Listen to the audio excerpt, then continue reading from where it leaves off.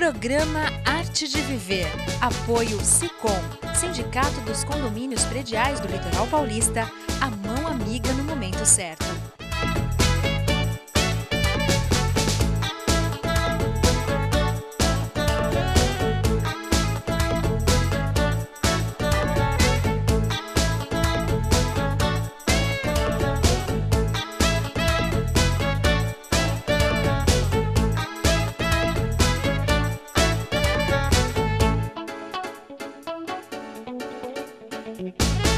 Olá, está começando mais um programa Arte de Viver. E hoje eu converso com Paula Maria Sardelic, fisioterapeuta, e nós vamos falar sobre algo muito importante, ergonomia. Você sabe o que é isso? Ergonomia voltada aos idosos, voltada aos deficientes, mas quem vai falar, quem vai nos explicar o que é isso é a Paula. Tudo bom? Tudo bem, Mônica. Paula, o que é a ergonomia? A ergonomia é um estudo, né, uma ciência que estuda a adaptação do homem ao seu ambiente e as suas ferramentas de trabalho. O importante dizer é que a ergonomia ela está em todos os lugares. As pessoas costumam correlacionar a ergonomia com trabalho, empresas grandes. Não necessariamente a gente tem que ver ergonomia assim. A ergonomia está nas escolas, nas residências das pessoas. Então, eu acho que é importante falar disso para que desmistifique isso, que a ergonomia é só usada em empresa, que Sim. tem muito esse perfil, né? É verdade. Mas assim, qual é o profissional da ergonomia? O profissional da ergonomia, ele é um profissional que tem que ter o conhecimento sobre ergonomia, porque, na verdade, os ergonomistas, eles são médicos, terapeutas ocupacionais, administradores, psicóloga, você pode ser um ergonomista, fisioterapeutas, educadores físicos, pessoal que trabalha na biossegurança, né, de uma empresa, desde que ele tenha o conhecimento, desenhistas, engenheiros, projetistas, podem ser ergonomistas. Mas fala para mim assim, qual é a importância da ergonomia numa equipe, por exemplo, profissional?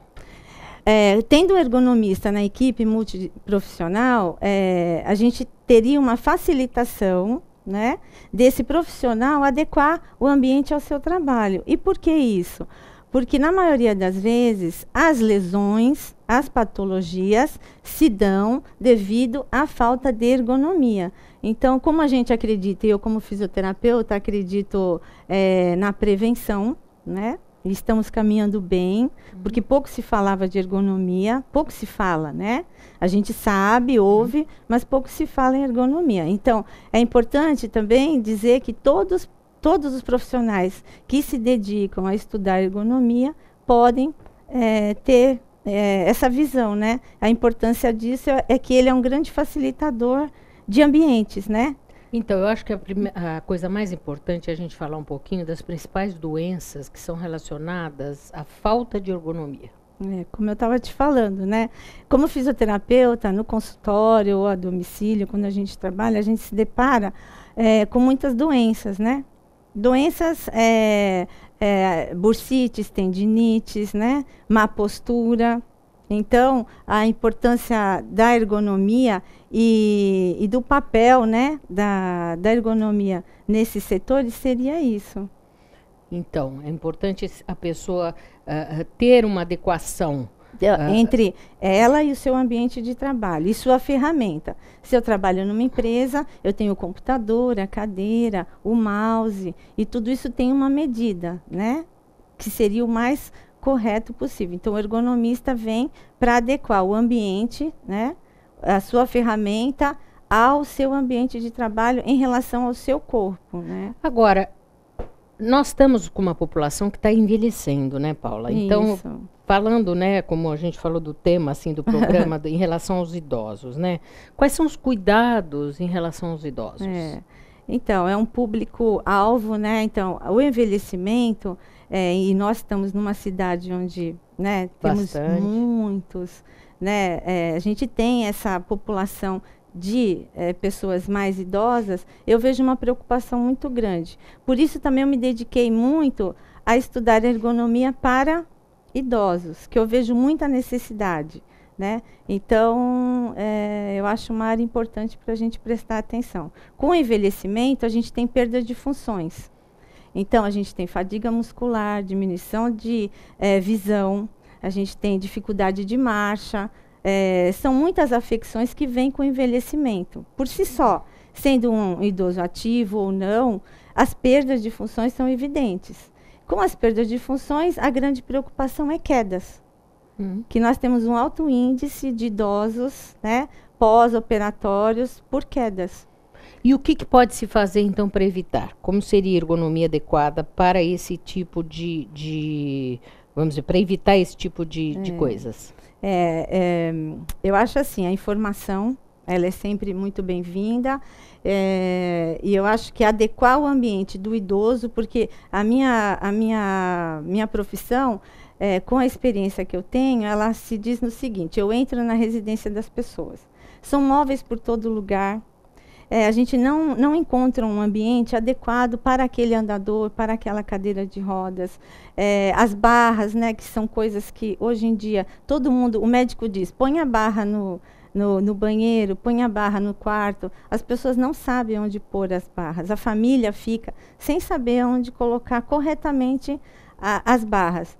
O ergonomista, e eu falo pela minha profissão, o fisioterapeuta, ele puxa muito por ter isso na cadeira da faculdade, a ergonomia.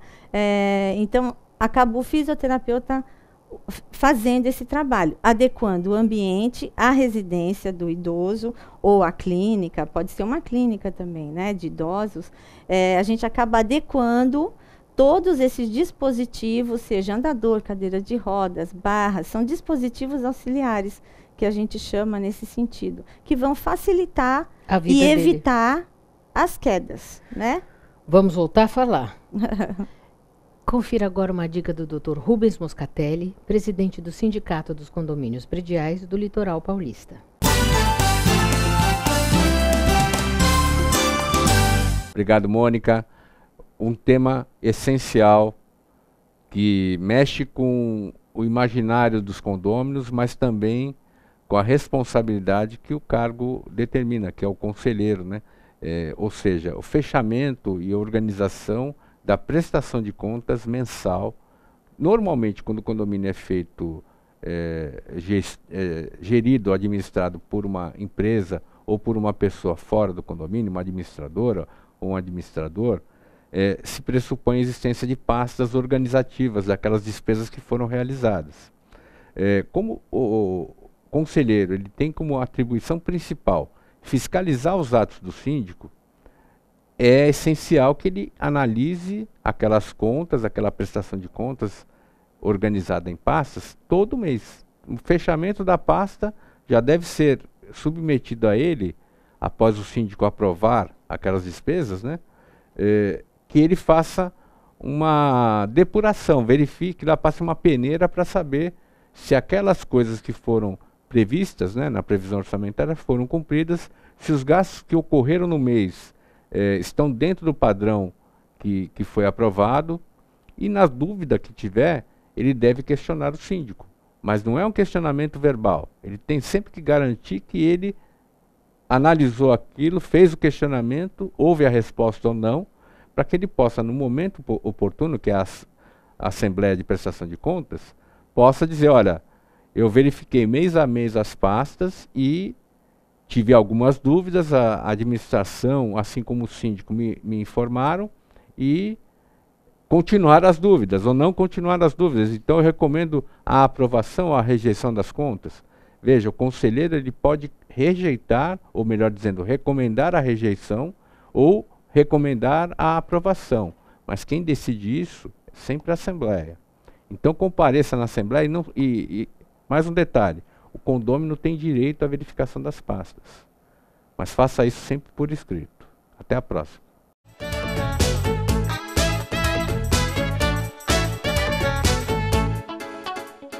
O Smart Center oferece salas executivas que podem ser utilizadas por hora, dia ou mês, além de auditórios para treinamentos, cursos e seminários, salas de reuniões e o exclusivo programa Link, em que o cliente pode divulgar o endereço e telefone do Smart Center para receber encomendas, correspondências e recados. Uma opção inteligente que tem como diferencial aliar comodidade e baixos custos. Smart Center, o seu escritório virtual definitivo. Comunicado. A Escola Santista de Astrologia está com inscrições abertas para os cursos regulares de formação em astrologia. Curso básico com turmas manhã, tarde e noite, interpretação de mapa astrológico, previsões e supervisão de mapas. A escola ainda oferece atendimento de mapas astrológicos e uma grande variedade de livros. Escola Santista de Astrologia, Rua Goitacazes, número 8. Telefone 3284-9714. Santos.